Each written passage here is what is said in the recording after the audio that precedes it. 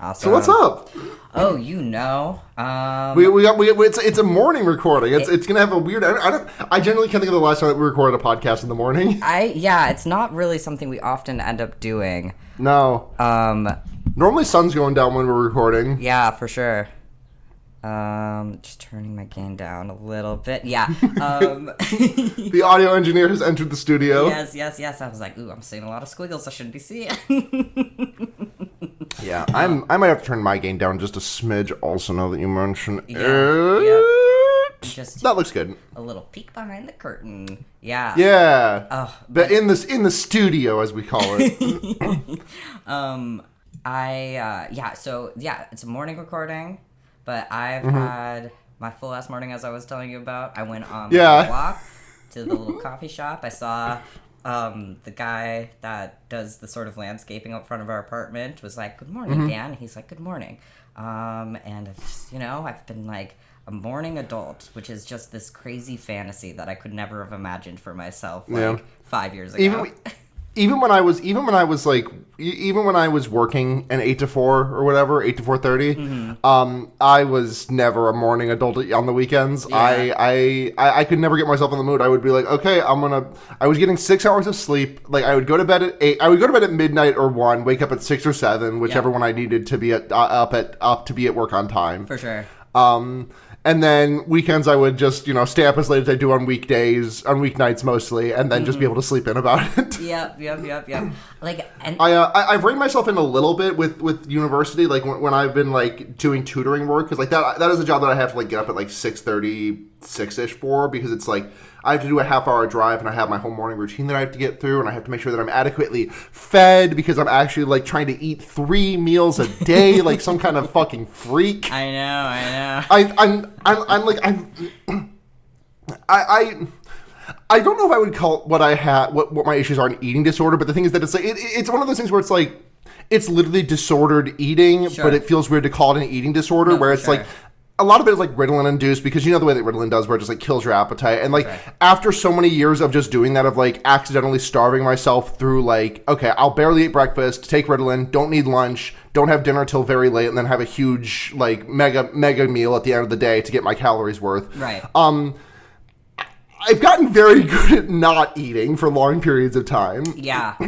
So, like, not sure if I would call it an eating disorder, but definitely disordered eating. And now I'm like, I eat 3 meals a day most days, and it's like fucked up how well that treats me. Oh, yeah. Like, it's just like, I'm just having one of those things where it's like, damn, my mom was right about a small handful of things, where it's like, I've been exercising regularly. That treats me very nicely. Yes. Just in terms of both the physical output of just like getting some energy out, and also like, I got muscle, like I got biceps. Totally. Like eating regularly, like cooking regularly has been very nice. Why am I getting these weird? Am I bumping my mic? Yeah, whatever. If I'm bumping my mic, I'm very sorry to the listeners. But yeah, I know I'm adulting, as it were. I'm negotiating a rent withholding so that my landlord will take care of the fucking mouse problem we've had for 6 months. Oh my god. I mean, dude, 6 months. That's crazy.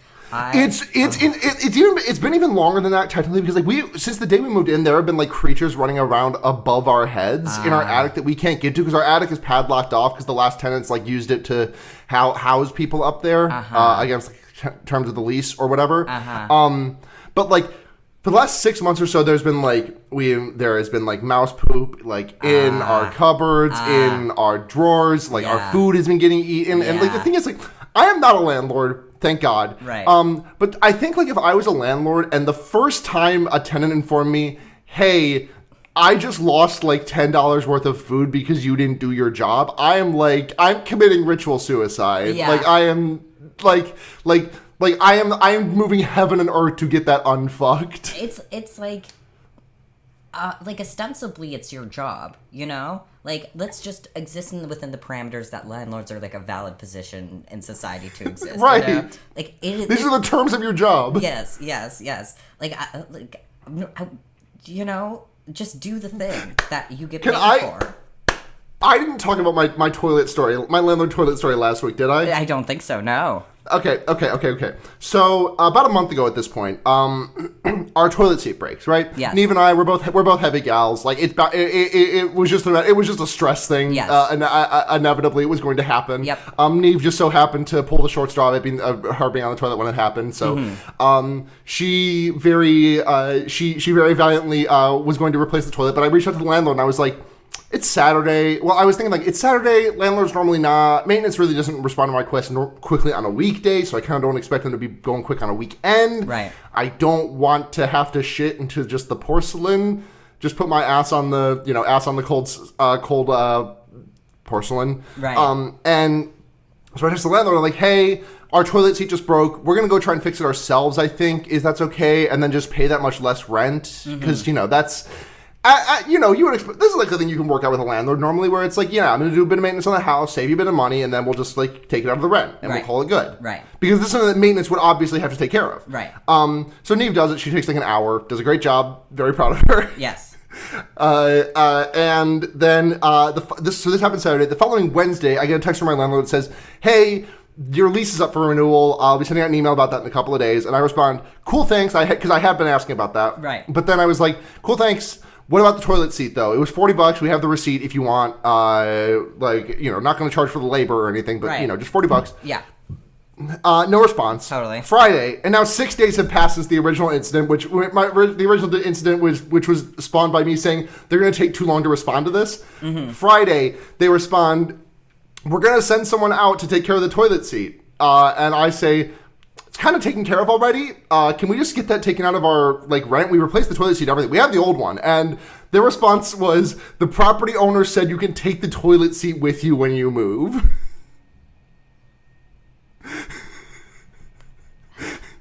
I mean, you should definitely do that.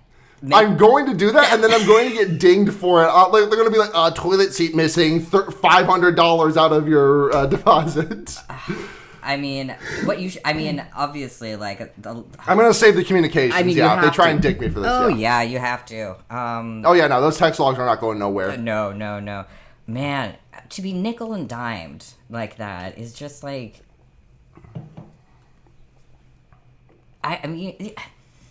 I've just been very... I should move. I should not take this line down, but unfortunately, I hate moving more than ISIS. Oh yeah. Oh my and God. Also, we have a nice place, and it's it's only $12.50 a month for a 3-bed, which is incredible. We have a guest room. That is so I good. know. It's balanced by there's no washer dryer unit. It's in a quote unquote bad part of town. But yeah, no, I really like this place, and they're bumping the rent by $30, so it's gonna be $12.80 a month. But that's nothing. Still. I'll suffer some indignities. It's a nice place to live. I really like living here. Yeah. Yeah, man. Plus our next door neighbors are some very nice lesbians, and they take care of Smile when we go away. That works. That always works. Ugh. Yeah. No, I feel like I've gotten so lucky with this situation with my landlord because the guy who owns this place used to live in it, and keeps the rent very low. I pay about the same you do, but I live in St. Paul, so you expect rent to be a little bit higher in the middle of the capital city of the state. It's gonna stay flat for the first 5 years. It might even stay flat after that. Well, that's juicy. Yeah, I know. The guys who maintain this place are just these I don't know 60 to 70-year-old gay dudes, basically. Oh, they're so nice. We have a nice. I like our maintenance guy. I think his name is Mike. But one time we came home and there was a squirrel in our cupboards. Oh no. This is different from the mouse that has been living in our walls. Right. There's a squirrel running around and just making a huge mess of the kitchen. Uh-huh. I'm still on campus. I missed this entire thing. This is all relayed to me through Neve. I see. Neve, do you have a second? I'm gonna call Neve in here. I want to get her on the mic and just tell us about what happened when Mike came over and fixed the squirrel problem. Oh yeah, you're. So, the guy comes over, and he takes a look at the situation. The mouse goes under the sink. I don't know if that has been established for that. No, that established nothing. Yeah. We spend like an hour trying to chase it out of there with like a big plank of wood. Eventually, after like an hour, we get it out of there, and he when he's just like he's. Because you like dismantled like part of like the sink and everything for this, right? Like he had to repair it the next day. Yep. Anyway, we get the squirrel out, and then he's like, "All right, I gotta go home and smoke a big ass blunt after this." Thank you. Give me happy podcasting. Now give me a kissy. I'll see it. Aw, homosexuality. Yeah, I'll turn the camera back on now that her tits aren't out. There we go. All right, you want to get into Re-Animator? Yeah, let's reanimate this podcast.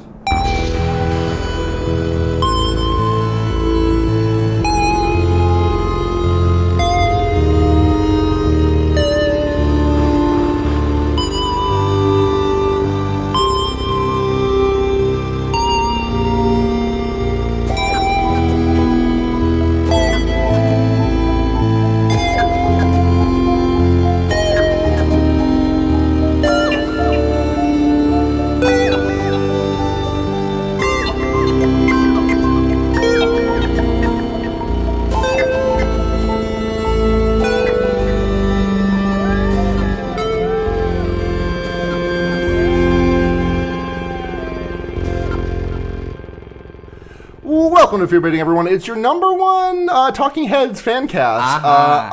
I'm Stop Making Sarah. And I'm oh god, burning down the Blair. Blair is better. Blair friend is better. Oh boy. I'm Blair. Hi. Hi. Yeah. Oh. Yeah, we're back. Episode 2 of the revival era. Yeah. Season 2, episode 2. Exactly. It's just like when we picked up Seda for Wonder Years. Yeah, exactly. I realized yesterday when I was driving that we forgot to do recommendations last week. Like, I'm not here to do like late ones for this one. Totally. We'll hold it, but right. I just was taking like, oh yeah, that's kind of a thing that we do, and I completely forgot about it. As soon as we hit stop recording, I was like, recommendations. Well, we'll just do it next time. Yep, mine hasn't changed. For sure. Yes, but as alluded to in the cold open, and probably by this episode title, which would be crazy if I named it something that wasn't Re-Animator. We watched Re-Animator this week. Yeah.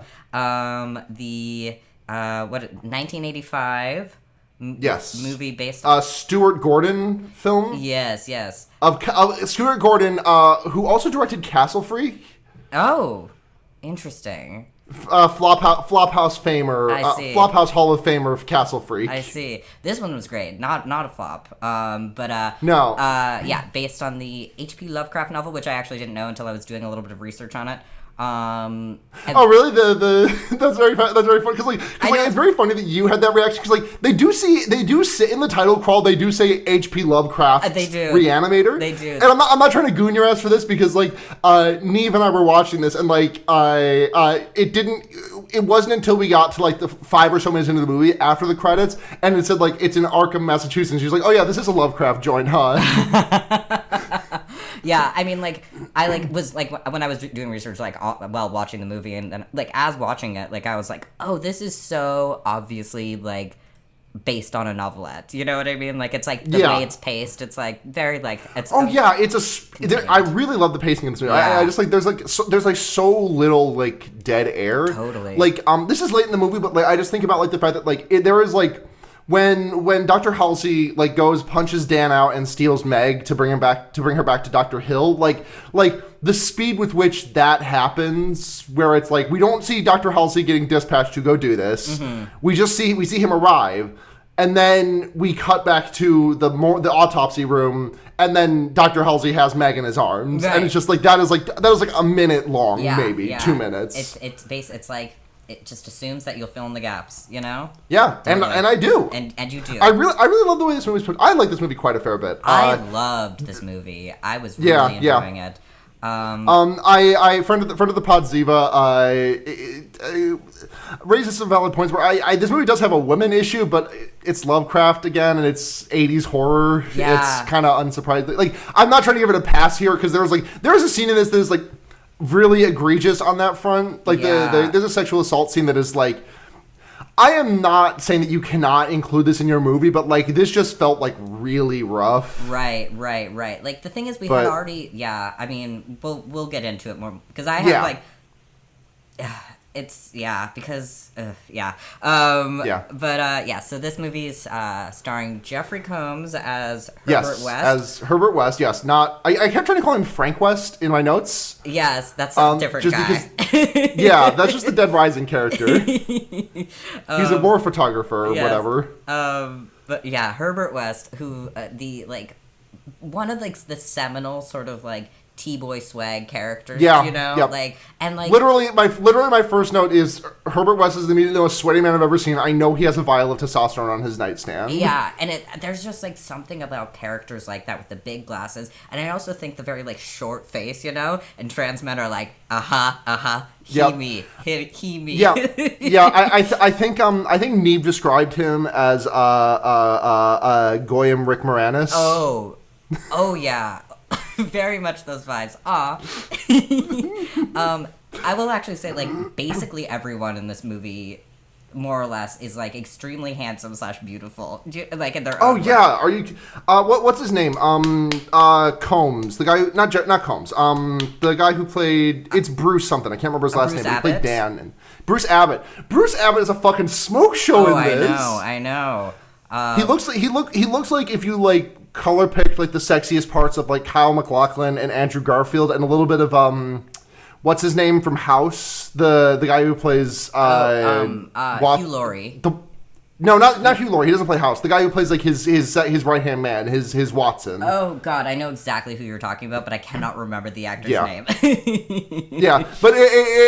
he is and like God, Dr. Hill in this movie. Like, I watched this movie and I was like, why have I not seen this guy in more things? This guy is like this guy's a phenom in this. He's a incredible like villain, Scream King. He's like eating the scenery. It's delicious. He's having a great time. Yeah. I found out it's because he died of open heart surgery in 91. Oh, that's very tragic. Yeah. Yeah. He died during open heart surgery. Yes, he did not die because they did open heart surgery to him. Oh my God. So now he's in my Jack Nance Hall of Fame of actor that I dearly love who was taken from us too soon by heart issues. Oh, I know. Oh. Yeah. Jack Nance makes me so sad. Yeah, absolutely. Oh, there's just so many guys like, just in general, people like that. I mean, like, I'm sure in like a decade's time, I'll realize that like Ansel Elgort was a great actor. Like, I already know. Like, I've seen Green Room and a bunch of stuff that he was in. Yeah. Ansel Elgort is the one who died, right? No, who's the one that died? A lot of people died. Anton Yelchin. Anton Yelchin. Oh, yes. Yeah. Yes. Not Ansel Elgort. Elgort Gloop is still alive. I was gonna say. I was like, did I miss something? I mean, it's very possible. I'm not very included. You haven't watched the movie in 2 years. Yes. I'm completely unplugged for pop culture. That's just not true, but I try to be. I really do. Yeah. But yeah. So, yeah, let's give I'm gonna pull up the Wikipedia real quick. I'm pretty sure I can do this off the back of my hand, but I want to have the Wikipedia on hand for backup if I need. Wise. All right. Yeah. This this movie. Re-Animator is about Herbert West. I've infected you. I know. Who's a doctor, and he's in. Not yet. He's just a mister. Oh no, he's a mister. He's going to become a doctor. He's planning on it. He is sort of disgraced in Switzerland. Comes back. He's all up into reanimating people with green slime. That causes he loves it. Chaos and controversy at the school that he transitions to, etc., basically. Yeah, the other protagonist of this movie, Dan Kane, is Herbert's eventual roommate. And because of I enjoyed that, like, Dan very easily could have been like a poster boy of goodness and just like, oh, Herbert, what are you doing? And then like as soon as like shit goes against Dan, he's like, all right, I'm reanimating some corpses. I'm sneaking into the morgue with this guy. Yeah. But so Dan is fucking the dean's daughter, is engaged to the dean's daughter surreptitiously. We'll get into it. And that gets the dean just gets so pissed and he like kicks him out. But then Herbert, the dean dies because he gets killed by a reanimated corpse. Then reanimated by the reanimator juice. The evil Dr. Hill is like, I can use this. He also gets killed, but then he gets reanimated and becomes an evil reanimated corpse that can mind control everybody else. But then they kill him, and the day is saved, except for the fact that Megan, Dan's fiance, dies, and he reanimates her, and that's the end of the movie. Yep. Yeah. I mean, I love stories like this that are like, science is fucked up and crazy and evil. Yeah. I mean, I don't like... No, but it's just so fun every time. There's something that I really like about, like, anytime a resurrection story has someone like get revived without immediate consequence or without consequence at all, like I don't dislike a reanimator story where someone is revived and they look fine initially and then it turns out that things are not what they seemed. I do mind a reanimator story where if someone just gets revived and it's fine. But I really love this. I really love this. Like, now they died. I know it's only been like a minute, but they are dead. They are fucked up. There have been like it is like you are trying to turn some cooked ground beef back into raw. But there's been a chemical process. It kills the fantasy in like scene one because we have Herbert like in Switzerland and people like doctors are like pounding on his door or like the door of the doctor he's working with. And like, what the hell's going on? There's chaos, and we see him, his sweaty visage, hunched over his body, like this, like, and spasming body, and it revives, and it looks really fucked up. It looks crazy. It's like the effects of this movie, so like, good. Let me just the eyes like bulging out and then like exploding with like pus-y blood. Right. And it just looks so creepy and cool. And you just like, oh, this guy, there's just no version of this that works. It's just, it's just, and he's like, it was just too strong. But it seems to never really work out for him. So it's just like, immediately kills that fantasy of like, we can bring the dead back to life, but there's gonna be I really like. I having like gone further in like I'm a staunch proponent of the fact that math is not a science. They are close, but math is not science. Sure. Actually, no, they're not close. They're just close because of STEM. Sure. But math is not science. Right. But in spite of that, I still can see like I really like the science aspect of this, like where it's like, yeah, this is fucked up, but also like, do you understand what I have done? Right. No, totally. I don't know. Like I attended a presentation on what the fuck was the theorem? It doesn't matter. I'm not going to name drop the theorem, but it was just something that where it's like after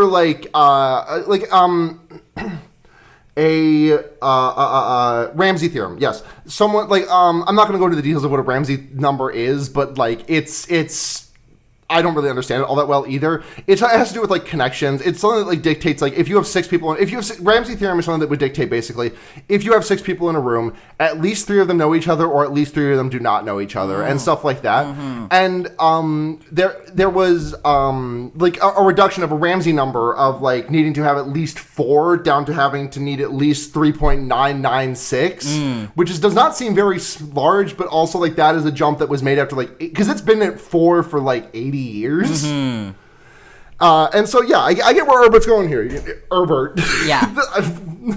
Herbert and Spices. Yes. Yeah, it is like a phenomenal thing, but it's definitely like it's like this incredible thing that should not be happening, No, not in the slightest. Right, and that's where you kind of get that sort of, like, Lovecraftian, just, like, and this is, like, not Lovecraftian in the sort of pop cultural sense, but, like, true to the essence of his, like, sort of, like, just this very, very paranoid man, very, very afraid man. Just because it's remarkable doesn't mean it's not evil. You know? Yeah. It often, if it is remarkable, it's almost certainly evil. I have encountered some mathematics that has made me say this is remarkable and evil. Yes. Sometimes someone invents a number so big that it gives me thalassophobia. Absolutely. Like, I'm not kidding. Like, there are some numbers. Like, are you familiar? If I like a power tower, is that something that is familiar to you in any capacity? No. A power tower is like if you like take 2 squared. Like, if you just keep going to the exponent, that is a power tower. I see. You can make some fucked up numbers like that. Oh yeah, because you're already making crazy numbers if you just do it a couple times. You know? Oh yeah.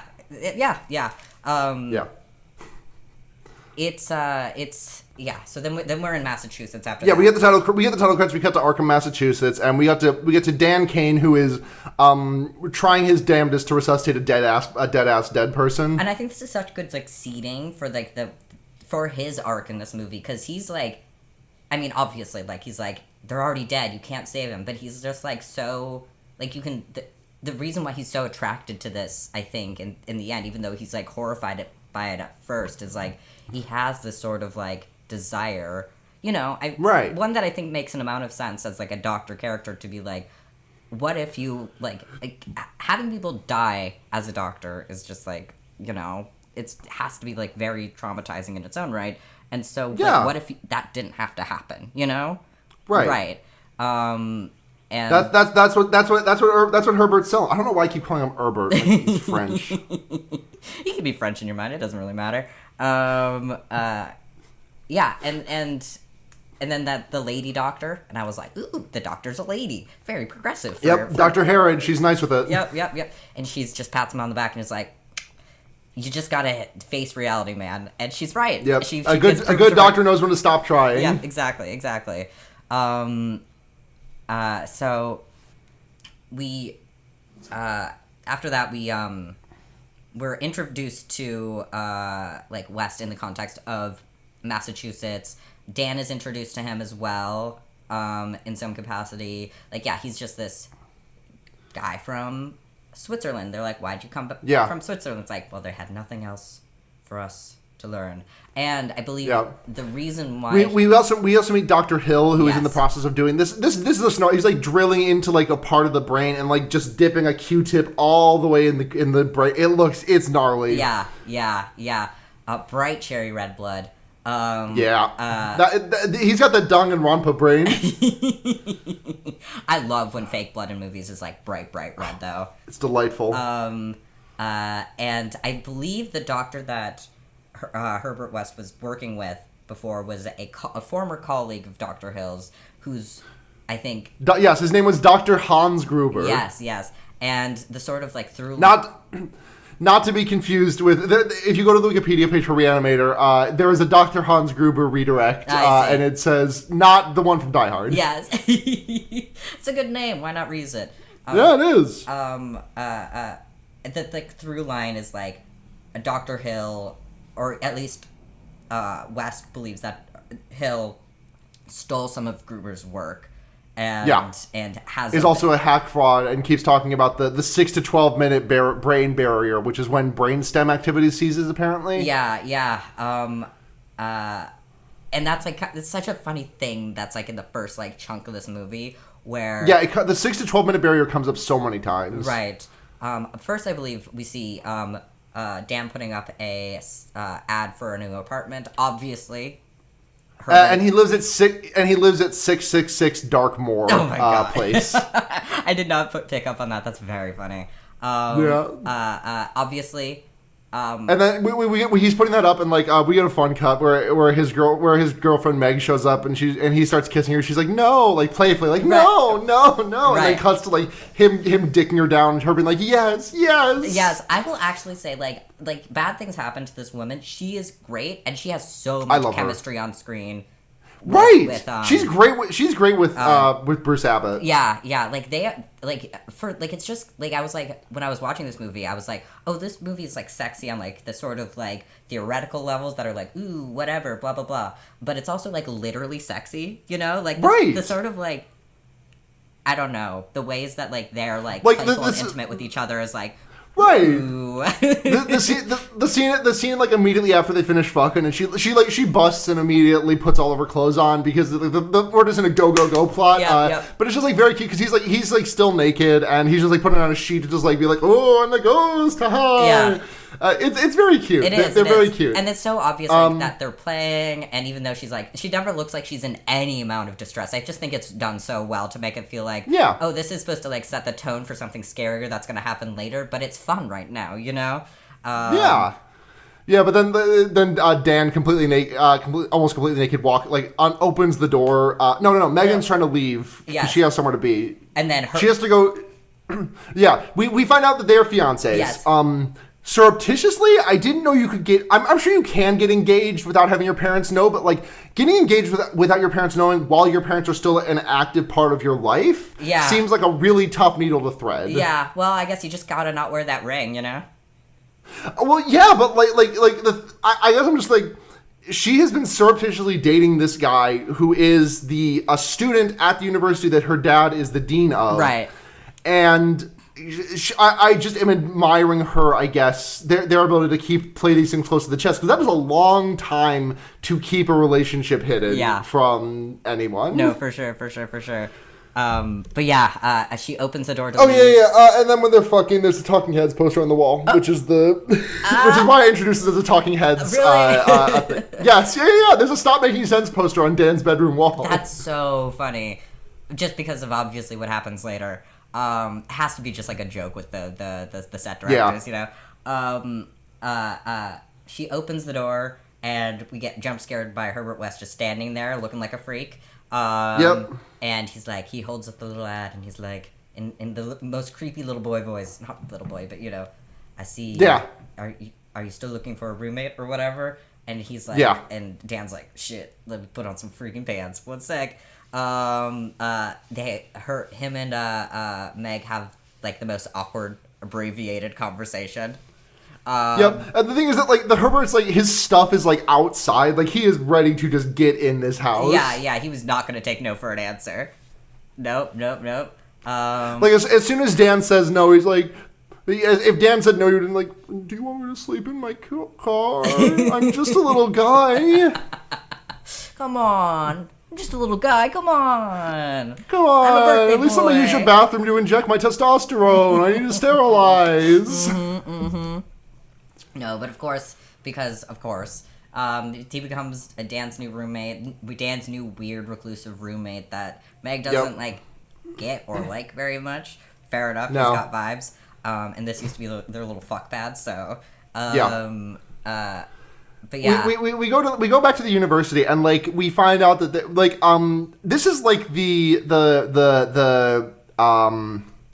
the exceptionally applicable like university lecture, but that you get in every horror movie, like you know, like the Halloween classic, like you know, Halloween, like Jamie Lee Curtis being interviewed about fate and whatever, or not interviewed, like asked the question about fate, but it just so happens to be autopsy week for the doctors, which is just very funny. And we get more like just so fun gore practical effects where Dr. Hill is like showing how to remove the scalp, a skull, from so you can like get into the skull and look at the brain, and he's doing all this, and we like see a lot of it, you know, and he pulls out a whole brain, and it looks crazy and probably like is accurate to size, like it, you know, smaller than you would expect. And Herbert West is just having the worst time because Dr. Hill just keeps making pointed comments about the sort of like how long a brain can stay alive, and every time he's like, it's just such a funny thing to get mad at. Just snaps a pencil in rage twice, to the point where Dr. Hill is like, Mr. West, I suggest you invest in a pen.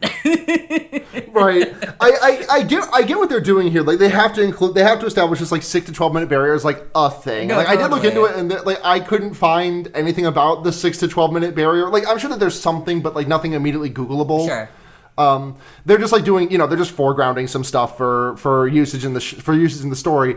It's just very funny to me. I'm not entirely sure why, but just it is just like so much of a. It is like it's a thingamajig. It's a proper noun, and like the repeated insistence on the 6 to 12 minute barrier is just very funny. It is. It's also just a crazy thing to get mad at because it's like, Wes, you already know that you've reanimated corpses. Like, why do you care? Right. Well, he has an ego. That is true, and he does.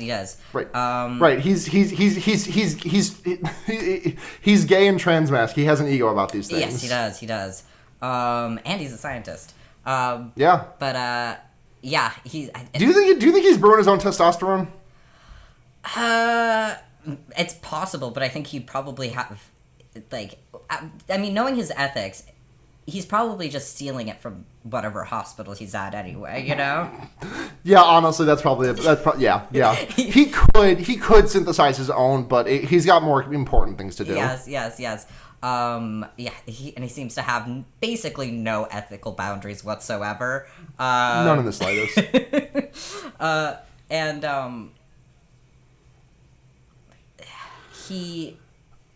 So Dr. Hill's like, I'm gonna be happy to fail you from this class. Everyone leaves. Meg. We go to the dinner next, right? No, we do. And then, we get some chit chat between. Yeah, we go to the dinner. Dr. Hill, our main villain for this movie, David Gale, phenomenal. Yes. He's the one who died during open heart surgery. Yep. Is just like very horny at the daughter. Mm-hmm. That's when that becomes very clear, because at first it's like, oh, maybe he's just a weird guy. Oh no, he's like a weird guy. Right. Because she made them dinner, but she's like, I actually gotta go like study with my friend, and he's like, oh no, stay. And then when Dan shows up, they're like, okay, we're gonna go now, and Dr. Hill does this extremely weird, extremely intense toast to her, to the most beautiful, whatever, loving, caring daughter your father could have ever asked for, or whatever. And it's like just the creepiest possible way to hit on anyone. Yeah. Yep. I mean, she's a full adult, but also like, what the fuck is happening here? And she's like, haha, totally, bye. And yeah, it's very creepy. You do not get good vibes. No, none in the slightest. And then they're back at Dan's apartment, and Meg is just like, he's like trying to neck on her, and she's like, no, I'm not in the mood. And he's like, yeah, okay, so what's like up? Good communicators. She's like, it's just your roommate. Like, it's just like, Rufus is like, his cat apparently is just like, never around, and like he's just in his room all the time. I don't know. It just seems to like, it's like, and they're like, they're just talking about it, and she's like, actually, I haven't seen Rufus at all since I got in here. Where is he? And he's like, yeah, that's. She just starts going. She just starts. It was so funny to see her do just like literally just. Nothing changes. I know. Same shit, different year. I know. Very charming.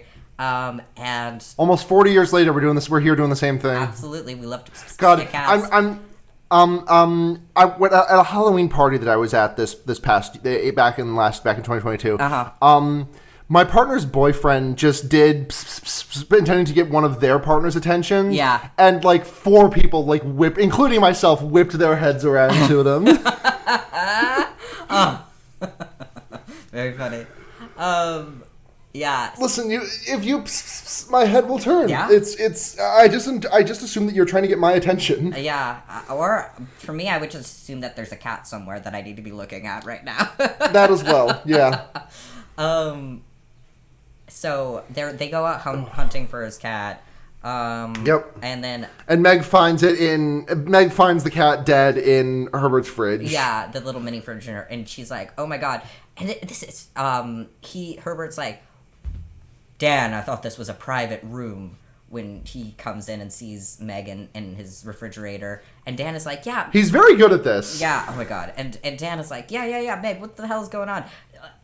Just crazy not to be the first thing he looks at is the fridge. Whatever. And she's like, Dan, no, it's whatever. I'm sorry, whatever. But, like, you have to look in the fridge. And then there's, like, Dan's dead-ass cat in there. Yeah. And Herbert explains it in a way that's, like, creepy but reasonable-ish, I guess. I don't actually think... Right, it's like, oh yeah, the cat, I found the cat dead. It got into something in the trash. I didn't want it to stay up the apartment, so I put it in the fridge. I didn't want to leave a note because I was like, what was I going to say? Like, cat dead, details later? Yeah. That would be just mean. I was going to tell you. Yeah. My take is that, like, though he does kill someone in this movie... without actually, like, a lot of, like, regard. So it's actually possible that I killed this cat. But he killed that cat. You know, he killed that cat. I just didn't want to believe it in my heart, but I think you're definitely correct. It looks rough. He killed that rough. cat. Yeah, there's that cat did not die from eating something out of the trash. I mean, granted, this is entirely like the puppet casting a shadow over the story, because it's like you can't. It's kind of hard to make a puppet that is visibly dead. That is visibly dead and looks like it died from eating garbage. Right.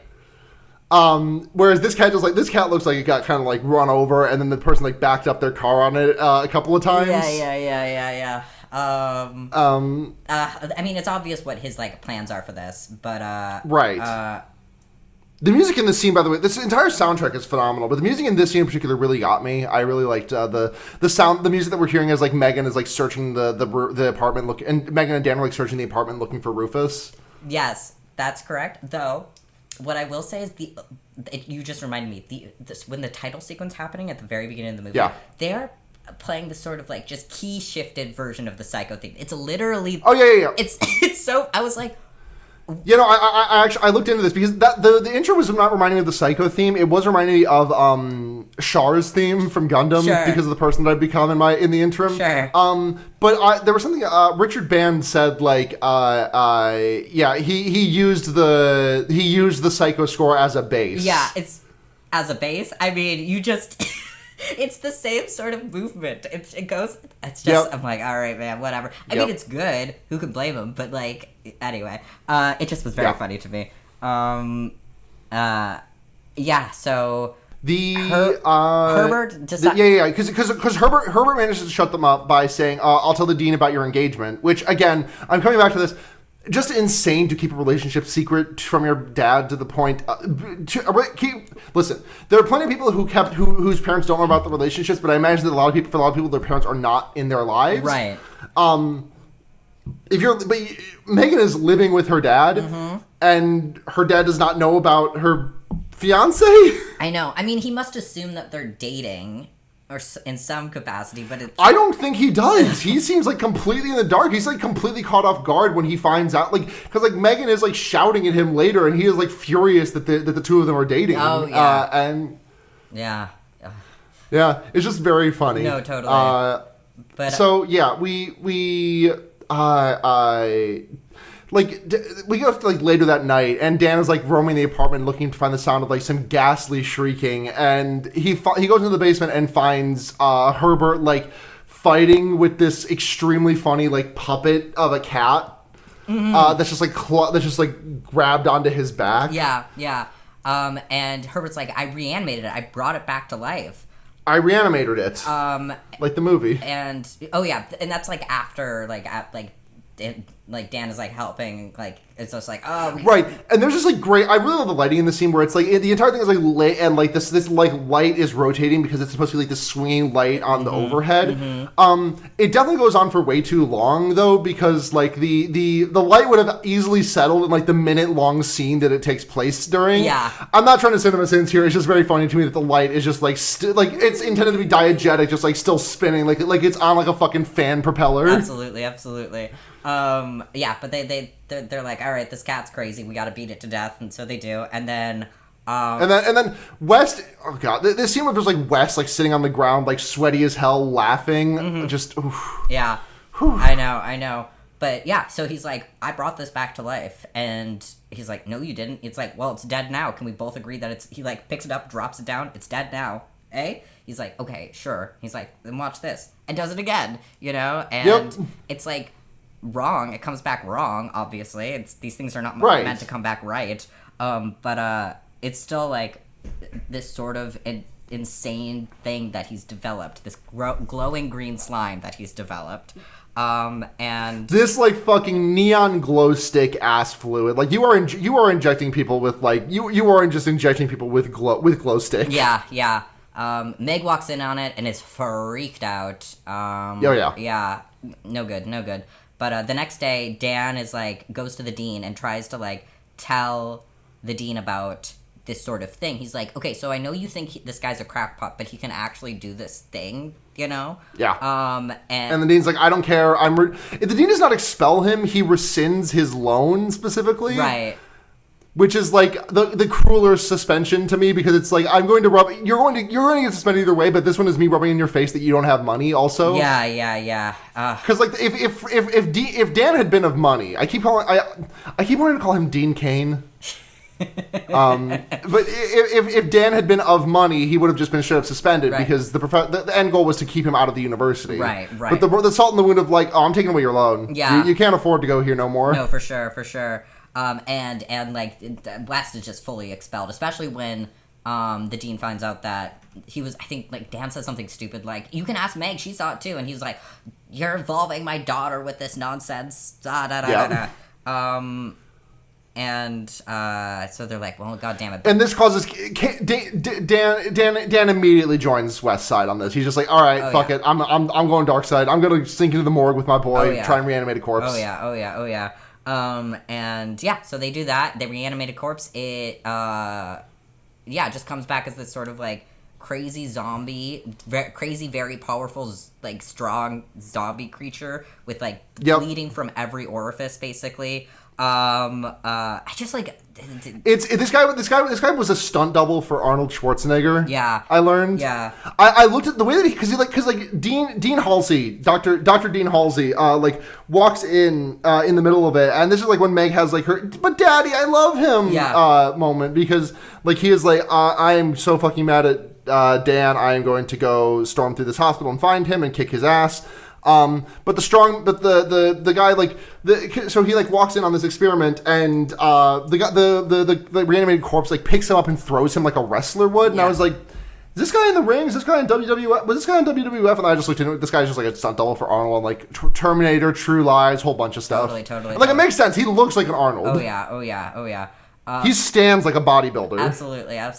And so like it basically kills the Dean, Dr. Halsey. Oh yeah. And they're like, fuck. Okay. So they reanimate. Let's reanimate him. Yeah, they reanimate him. He comes back. It's not good, but like better than like most of them. So the assumption is, and like this isometric, we get the scene that like makes you just like West's T-boy swag is, I have to remark upon it in my notes, because like there's this isometric shot of him and Dan like hoisting the body up on the thing, up on like the autopsy table, and he is just a little guy. Like it's standing next to Dan, who is like just like a very chiseled like typical like man's man masculinity looking guy. Yeah, he's like a svelte beefcake, you know, if such a thing is possible. Yeah. Dan's nothing to sneeze at either, but just like Herbert and West in comparison to him just like looks, except like West looks transmest standing on his own, right? But next to Dan, it's like, oh, okay, yeah, you have a syringe and a little vial, yes, boy. And more than one. yeah. So the assumption is that like Herbert is just like, or not Herbert, Halsey is like just gone insane. Halsey, yes. Yes, like because like he's like reanimated and all fucked up and crazy and stuff. Yeah. So they like put him in a little like, you know, straitjacket in a little room, and Meg is just like, oh, I'm so sad about my crazy father, and Dr. Hill is like, it's okay. I want to do exploratory surgery on your crazy father. You have to sign a release. And she's like, what? God, I had to know. I had to know about that. When Meg walks in on the scene of like Dr. Halsey like having been reanimated, going crazy, and like the security guard comes back and everything. Like, Dan collapses into shock, and like West puts this like surgical blanket over him, like so tenderly, like.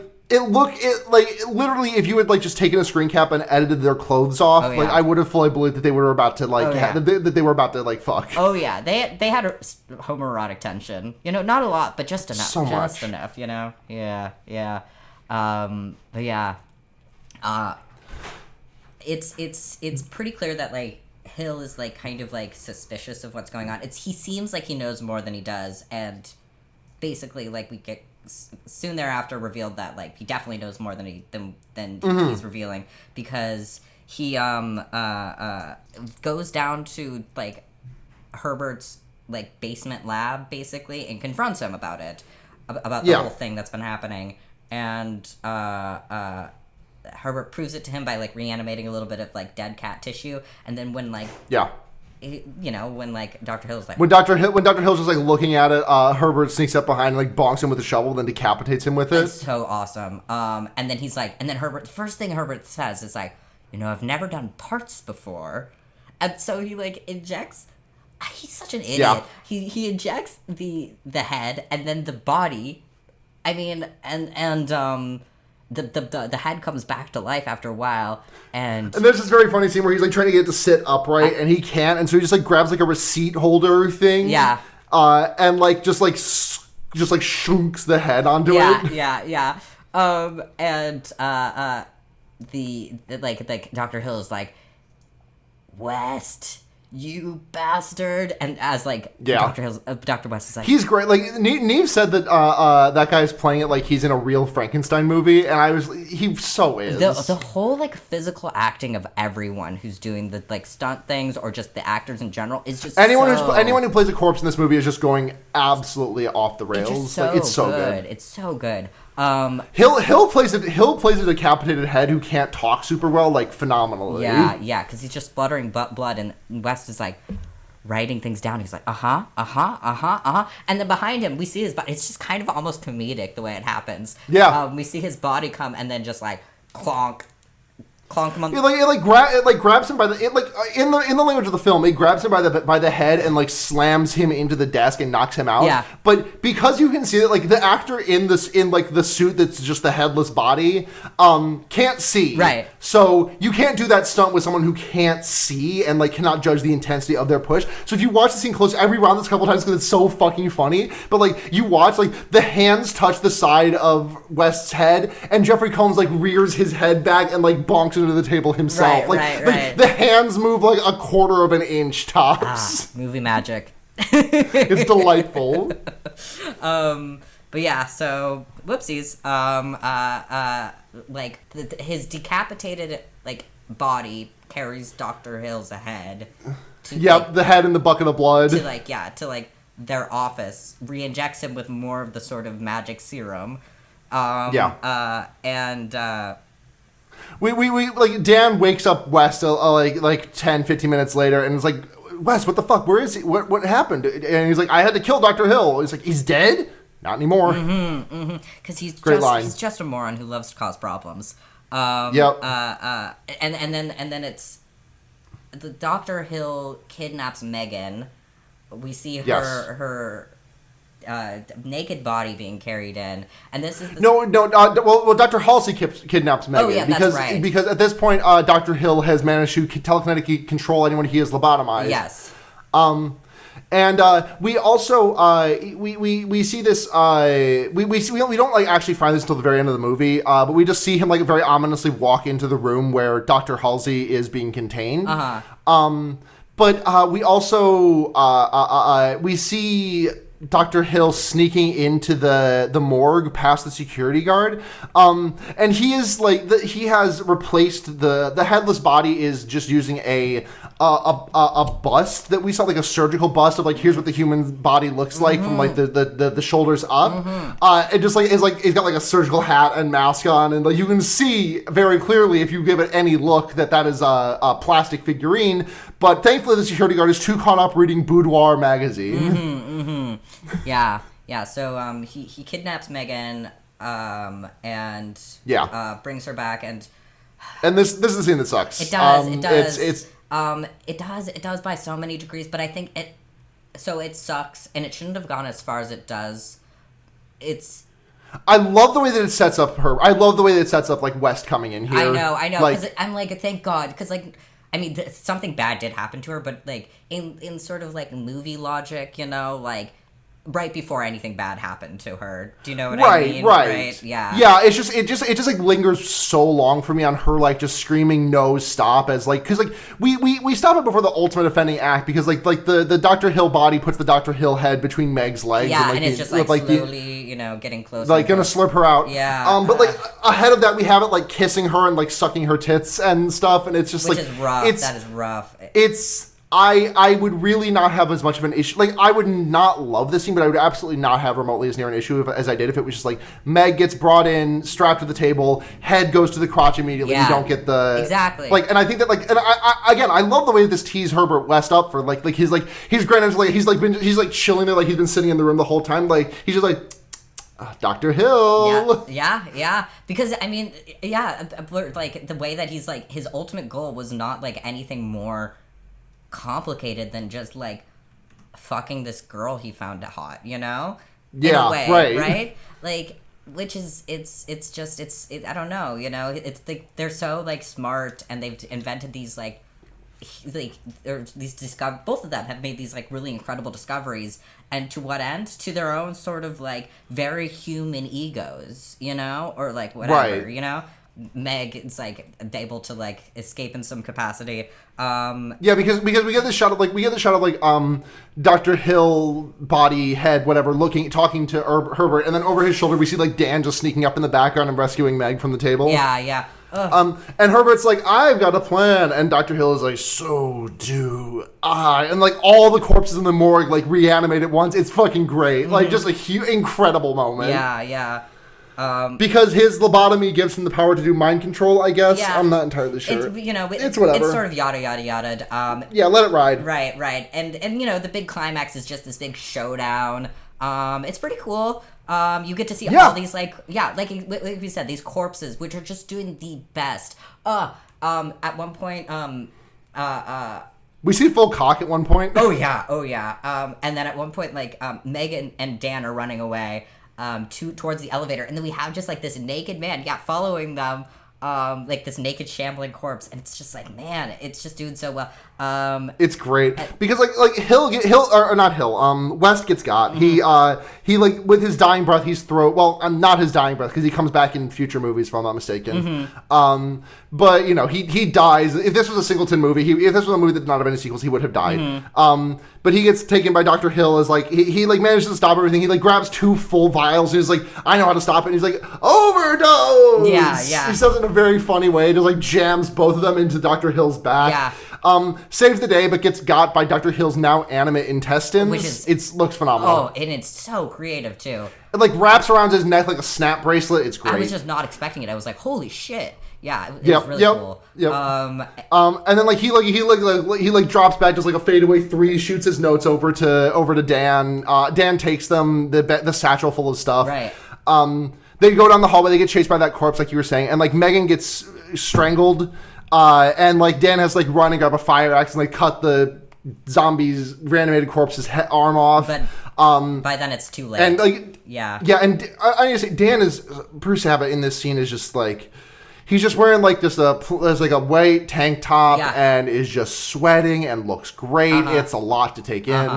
But yeah, he takes her to the emergency room and like this doctor from the start of the movie is just like letting him rock on this. Yeah. He like just like is like he just carries her and does not like scrub up or anything. He's just like, I'm gonna do compressions. Give me those electric shots. Give me those like paddles. Right. Let me bring her back to life too. It's just such a good parallel with the first scene in this movie. Yeah, exactly.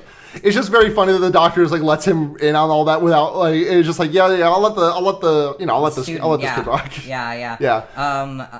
But then she dies. Yeah, she's just like they just don't get a signal back, and then everyone leaves, and to give up, they know that he has a relationship with her, and they're like, we'll just give you 2 minutes alone, and he's like, and then he takes out a vial full of green of Re-Animator. Yep. and then he like ejects her, and then it cuts to black. What we get specifically is we see it like him put the needle into her throat, freeze frame, fade out everything except for it looks like the green slime, but really what it more looks like is someone just like took a piece of black and just like drew like a green line on it. Yeah. Because then all we see is that green. We don't see anything else in the shot, and then we just see it like slowly like get erased, like it's being pushed into Megan. Yeah. Like like it's slowly like it just like looks like someone's like very slowly using the erase tool in Photoshop to like slide down. Totally. But then we just hear Megan scream, and then we get credits. Yeah. Oh, it's just like the perfect little button on the end of this movie. I think. Yep. Like we just didn't need any more than that. It's perfect. Yep. So on a scale of 0 to 5, how many dead bones are you moving for this movie? I think I would move 5 whole dead bones for this movie. 5 whole dead bones. I mean, like even the sort of like iffier parts of it, like. It's a movie of its time, and it's based on HP Lovecraft, and right. I've seen way worse. For all that it is a very, very like for any faults I can find with it, I really do like this movie. I think I'm a little bit cooler on it, but not by much. It's like a 4.5 dead bones to me. Yeah, I'll move 4 dead bones and a bit of cartilage for it. Right, and like. Meg, my heart goes out. She was so good in this. But yeah, I love this movie. She was. I loved all the actors. I loved all the performances. I loved all the practical effects. It just felt like this really nice, perfectly contained little, like, unit of film. Yeah, shout out Barbara Crampton. Absolutely. Sorry, I just opened up her Wikipedia page because I didn't remember her name. And I do have Shinigami Eyes installed because I installed it like 4 years ago and I never uninstalled it. Mm-hmm. You're familiar, right? No, you have to refresh me. Shinigami Eyes is just like a browser app that just like highlights accounts and like people that are like that have a notable history of transphobia. Mm-hmm. It's kind of nice, especially in like fighting game scene stuff that I've really appreciated, where it's like there's a lot of people in fighting games and there's a lot of very good people in fighting games, but there's also a lot of really shitty people in fighting games, and it's kind of hard to tell at first blush. Totally. But it's just very funny that like I'm seeing this and it's like Roman Catholic highlighted in red. For this is a transphobic transphobic Wikipedia page. Yeah. I mean, fair enough, but look, plenty of us are Catholic. Not myself. Well, yeah. Once you can be. I'm not Catholic, but I was more. My mom is the most Catholic non-Catholic you'll ever meet. Oh yeah. We did Lent every year. My mom was raised Protestant, but we did Lent regularly. That's so funny. Yeah. I mean, wait, hold on. We got some questions. I think Protestants do Lent. Anyway, it doesn't matter. Let's do questions. Yes. Okay, whatever. Yeah, we got questions. Let's see. Universally Beloved at Love's Small Song asks, everyone knows that Herbert West has T-Boy swag, but that would imply that he had chosen to name himself a grandpa name when he could have gone with something cooler instead. What should he have named himself instead? I mean, okay, let's be honest here. Trans men are out there naming themselves grandpa names. Like, right, that's the thing. Yeah, they're either like naming themselves like a 25-year-old white mom in the suburbs would name their child, or they're naming themselves like a 25-year-old mom from like 50 years ago is naming, anyway, you get it. Like, yeah, no, I think Herbert West is a very believable trans dude name to me. Sure, but if you had to give it, let's play in the space. Let's play in the space real quick. Okay. Yeah. I don't know. Like, probably after some other sort of famous doctor, I guess. Yeah. Yeah. Or he could just be an Aiden. We could just make him an Aiden. That would be fine too. Jesus Christ. I'm so shitty. Yeah, I'm going to go with Aiden. I'm going to go with Aiden as well. Yeah, I think it's a solid choice. All right. Also, what's your favorite Talking Heads song? I am a big fan of Houses in Motion. I love the way that his voice sounds like you wobbling laminated paper on that one. Mm-hmm. My favorite ever is Making Flippy Floppy. I think it's just a total, like, absolute bop. It's like, I love their funner, dancier, poppier songs. Just so good. It's like an album track off of an album I'm not remembering the name of, so it doesn't matter. The only album of theirs I know by name is Remain in Light, I think. It is not Remain in Light. Yeah. But it's the one that Burning Down the House is on. Anyway. Yeah. At K Darling, if an evil vizier was nice, Three-Face, asks, in high school I had a crush on an alt boy and burned him a DVD of a torrent of this movie. Why didn't he go out with me after that? He didn't know what he was poor missing. Taste. Like, he just didn't have good enough taste, and you dodged a bullet there. Right. Mm-hmm. Right. Like, complete fumble. Yeah, absolutely. Like, I've got no explainer for that besides just bad taste. Yeah. Not very smart. No. He's a feminist. Shame.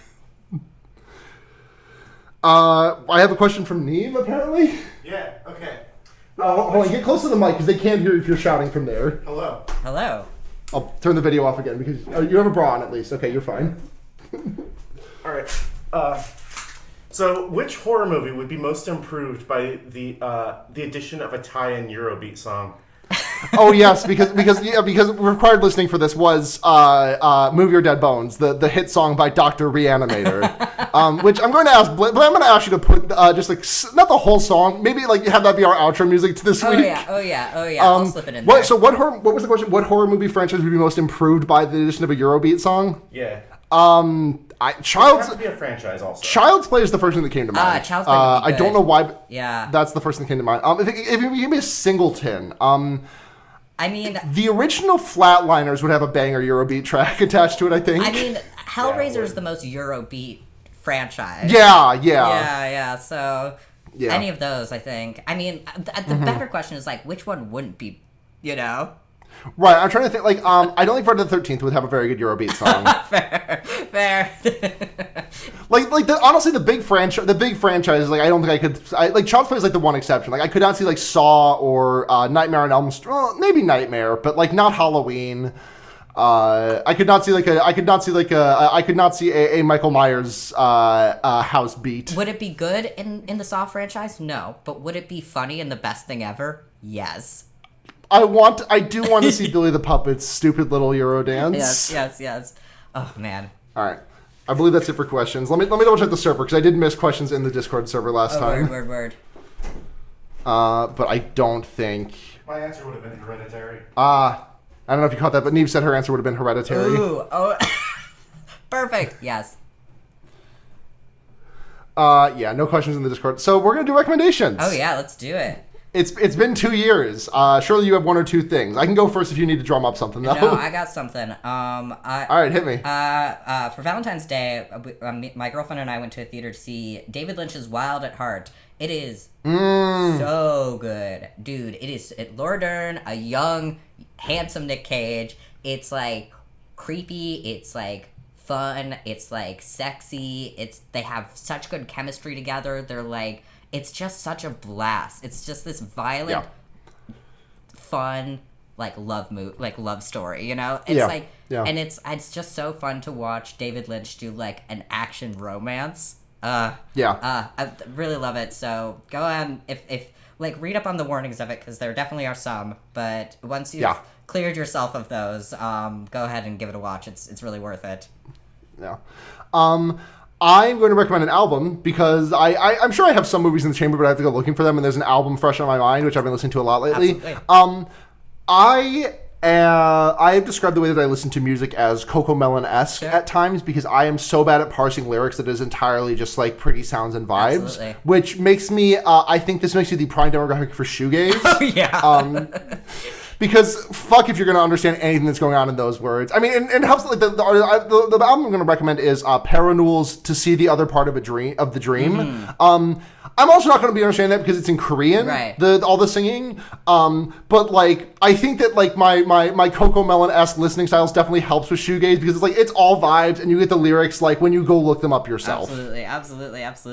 No, that's great. It's just been like it's become a very like springy summer album for me. I've just been listening to it a lot. It's very good. I love scratchy guitars and shit. Yeah. Oh, nice. Oh, I love having seasonal vibes with music. So yes. Totally. Oh man. But this was such a little blast. We love doing this for you guys. So Sarah, do you have anything you would like to plug at the end of this episode? I actually don't. I have no podcast. I don't feel like I should plug my Twitter because I don't use it ever. You can follow me if you want, Sunhazhenya, whatever. Yeah. I'm more on Tumblr, honestly. If you want to follow me on Tumblr, chiesatanakas.tumblr.com. Word. Yeah. For myself, you're welcome to follow me just about anywhere. I have no other projects other than this going on right now. And I am Blair Kitsch, anywhere I can get that username. So yep. maybe once I start using co-host, you can check me out there. I believe I have Tigers. I believe I have just the handle Tigers on there, which I'm very happy with. For sure. Oh yeah, thank you to check us out. Check out our Twitter at fearbaiting on Twitter. I did forget that. Thank you to Matt GameCube for the creation and continuation of Noisepace.xyz, the podcasting network that we are so happy to be a part of. And thank you to Seda for the intro and outro music. Yes, thank you to Seda for the intro outro music. We love it. We love you. You can find more of their work at peopleyoumeetoutsideofbars.bandcamp.com.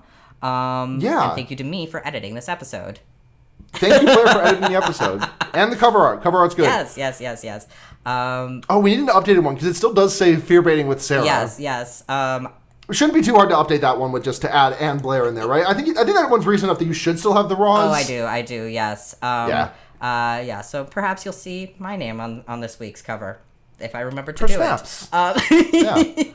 But yes, until next week, you guys, I have been Blair. You almost said Sarah, I felt that, but I continue to be Sarah. Yes. And remember, you can put a fucked up guy anywhere. Good night, everyone. Bye.